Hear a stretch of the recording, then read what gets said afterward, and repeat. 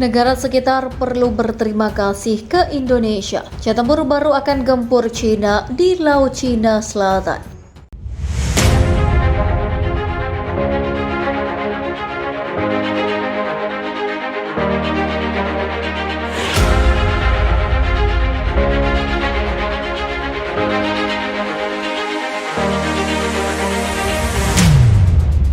Indonesia telah menghabiskan uang yang begitu banyak guna memborong jet tempur baru.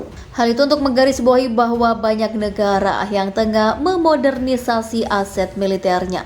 Juga mengingat agresi Cina di kawasan Indo-Pasifik, termasuk di Laut Cina Selatan. Pertama, pada awal Februari lalu Indonesia sepakat mengeluarkan dana sebesar 8,1 miliar dolar. Mengutip SCMP, Indonesia membeli 32 unit jet tempur besutan Dassault Rafale Perancis. Dan batch pertama yaitu 6 unit akan sampai di tanah air dalam 56 bulan sejak tanda tangan kontrak Februari lalu. Dan berselang lama dari itu Indonesia juga telah berkomunikasi dengan pihak AS terkait pengadaan jet tempur besutan Boeing, yaitu 36 unit F-15EX senilai 13,9 miliar dolar. Kabar terkait minat Indonesia meminta F-15EX ini ditulis Jens dalam lamanya. Jet tempur macam F-15EX akan meningkatkan kemampuan Indonesia menghadapi ancaman saat ini dan di masa depan, yaitu peningkatan penangkalan dan cakupan pertahanan udara di seluruh ranah udara dan maritim yang sangat kompleks. Hal ini juga diperkuat Departemen Luar Negeri AS. Beliau memang menyetujui penjualan F-15EX ini ke Indonesia.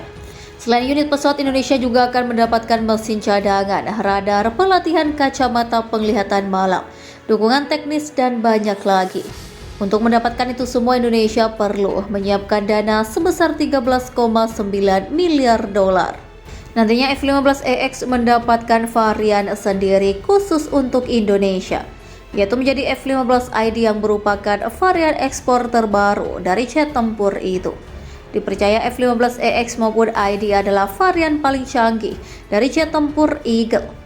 Diberikan nama khusus ini juga menggambarkan semakin besar kemungkinan Indonesia mendapatkan jet tempur asal AS itu.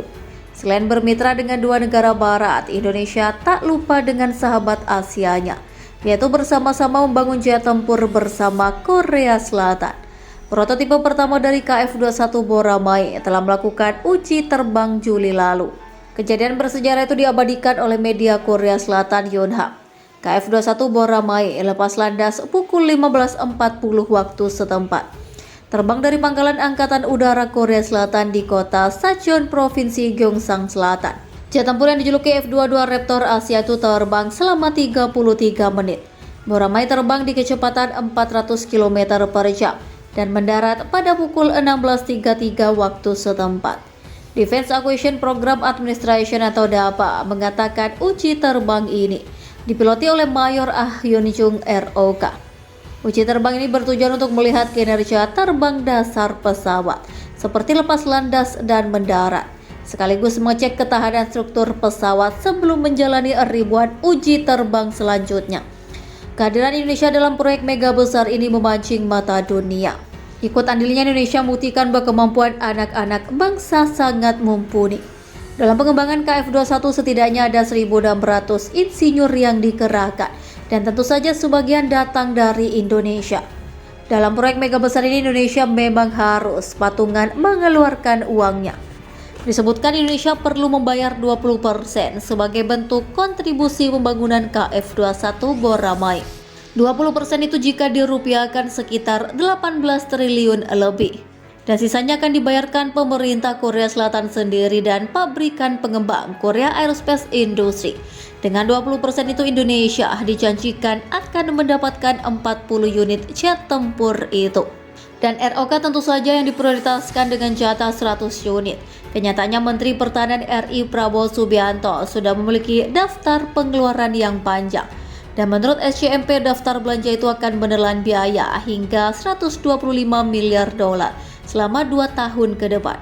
Dan sebagian besar yaitu 79 miliar dolar memang untuk membeli peralatan militer. Dan seperti yang sudah disebutkan di atas, pembelian jet tempur dalam jumlah banyak ini adalah untuk menggempur Cina di kawasan.